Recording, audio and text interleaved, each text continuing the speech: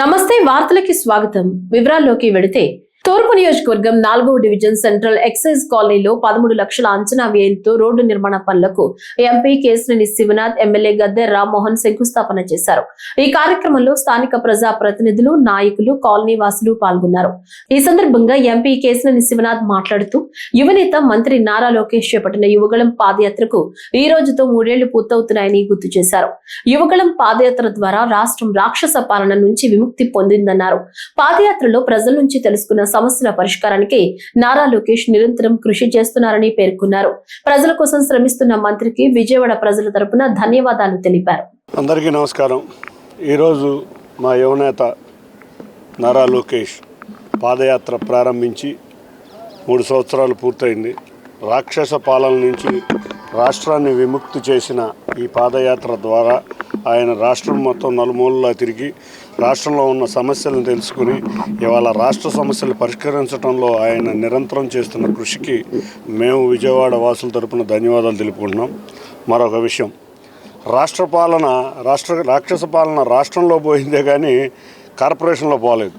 ఎందుకంటే ఈ రాక్షస పాలన వల్ల మేము ఎప్పుడో గౌరవ ముఖ్యమంత్రి నారా చంద్రబాబు నాయుడు గారు మా ఎమ్మెల్యేలందరినీ కూర్చోబెట్టుకుని ఒకటే మాట చెప్పారు, విజయవాడ రేపు రాబోయే అమరావతి ప్రాంతంలో భాగమైన ఈ విజయవాడ మళ్ళీ కొత్త సుందర నగరంగా తయారవ్వాలి, మీకు ఎక్కడికక్కడ నీళ్లు ఆగుతున్నాయి, మొత్తం వీటిని పరిష్కరిద్దామని వారు చెప్పిన వెంబట మేము కార్పొరేషన్ అధికారులతో సంప్రదించి కార్పొరేషన్లో డిపిఆర్లు రెడీ చేయమని మేము సంవత్సర కాలం నుంచి కోరుతుంటే డిపిఆర్లు ప్రవేశపెట్టి ఏదైతే మంచినీళ్ళు, రోడ్లు, అంతేకాకుండా డ్రైనేజ్ సమస్యలు ఉన్న డిపిఆర్ రెడీ చేయడానికి కూడా వాళ్ళ కౌన్సిల్ రిజెక్ట్ చేసింది. అయినా కూడా మేము ఆ రోజు రిజెక్ట్ చేసిన సాయంత్రమే రాష్ట్ర ప్రభుత్వానికి దగ్గర తీసుకెళ్ళి దాన్ని జీవో చేపించి డిపిఆర్ రెడీ చేస్తున్నాం. ఈ నెలాఖరు కల్లా విజయవాడకు సంబంధించి స్ట్రాంగ్ వాటర్ కానీ, డ్రైనేజ్ కానీ, డ్రింకింగ్ వాటర్ కానీ 31వ తారీఖు లోపల డిపిఆర్ మా చేతికి అందుతుంది. కన్సల్టెన్సీ 31వ తారీఖు కల్లా ఇస్తానని చెప్పారు.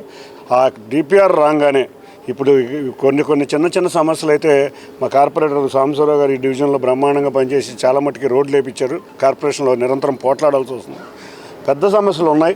వీటిలన్నిటికీ డిపిఆర్ రాగానే శాశ్వత పరిష్కారం, తప్పకుండా శాశ్వత పరిష్కారం వస్తుంది. అంతేకాకుండా నేషనల్ హైవేస్తో కూడా మాట్లాడటం జరిగింది. రాణిగారి తోట దగ్గర ఒక అండర్ పాస్ ఆల్రెడీ టెండర్ వేశారు. అంతేకాకుండా గౌరవ ఎమ్మెల్యే గారు అయితే ఇంకో అండర్ పాసు బెంచ్ సర్కిల్ నుంచి పండిట్ నెహ్రూ బస్టాండ్ దగ్గర కూడా ఫ్లైఓవర్ కావాలని అడుగుతున్నారు. ఈ బడ్జెట్ సమావేశాల్లో రేపు నుంచి కేంద్రంలో బడ్జెట్ సమావేశాలు ప్రారంభమవుతాయి. ఈ బడ్జెట్ సమావేశాల లోపల విజయవాడకి సంబంధించిన నేషనల్ హైవేస్ కానీ, రైల్వేస్ కానీ అన్నీ ఒక కొలిక్కి వస్తాయి.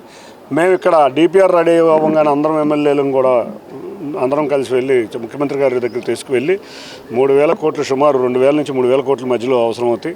అది తీసుకొచ్చి 2 సంవత్సరాల లోపు ఎక్కడా కూడా వర్షపు నీరు నిలవకుండా, డ్రైనేజ్ ఇబ్బంది లేకుండా, రోడ్లు ఇబ్బంది లేకుండా కృషి చేస్తామని అందరికీ తెలియజేసుకుంటారు. రేపు రాబోయే గ్రేటర్ విజయవాడలో భాగమైన ఇప్పుడు విజయవాడలో గ్రేటర్ విజయవాడ అయ్యే లోపల ఇప్పుడున్న విజయవాడకి సమస్యలు పరిష్కరిస్తే మళ్ళీ గ్రేటర్ సమస్యలు అన్నీ వస్తాయి.